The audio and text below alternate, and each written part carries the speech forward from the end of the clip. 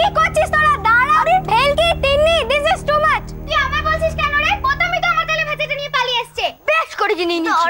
এই না না না না না, আনা কি হচ্ছে নাকি? তিন্নি, বদনাম, আমি মাকে বলবো তোরা মায়ের পেছনে উপর লাফাচ্ছিস। বাপ রে বাপ, কি চিৎকার করছিস? ও মাগো, আরে বাপ রে।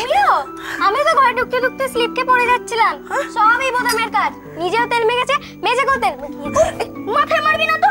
হ্যাঁ, ছোট ভাইকে কেউ মারে? আরে তুই নিয়ে যাচ্ছিস কেন?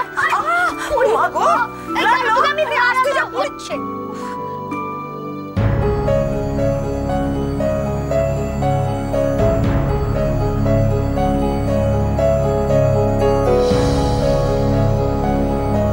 বাবা, ঘরের ভেতরে অত তেল মাখা পায়ের ছাপ। হ্যাঁ রে, শঙ্করের মা এসেছিল এ ঘরে? কই না তো। কেন?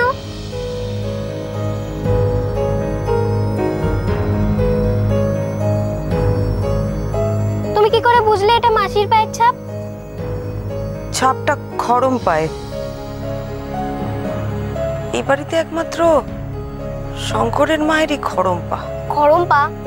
What's that?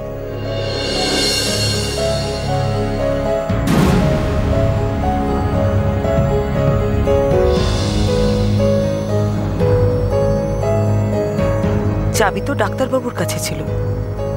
সে তো এত গুছিয়ে রাখার লোক না। বড় বৌদি, বলছি গেস্ট রুমের বালিশের ঢাকনা নেই। আমি কি তোমার আলমারি থেকে দুটো বালিশের ওয়ার নেব? জিজ্ঞেস করার কি আছে, আমার আলমারি থেকে বের করে নাও।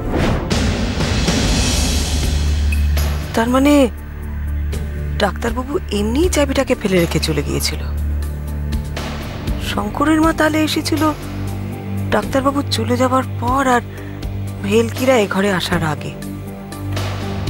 আচ্ছা, তাহলে শঙ্করের মাই চাবিটা তোষকের তলায় গুছিয়ে রেখে দিয়ে গেছে। যাক। কি হলো? কি ভাবছো? কিছু না। তুমি তো বললে না খরম পা কি? ওই তোদের ইন্টারনেট না কি আছে না, ওই নেটে দেখে নে। খুব তো বলিস, ইন্টারনেট সব জানে। যা খোঁজ খরম পাখি।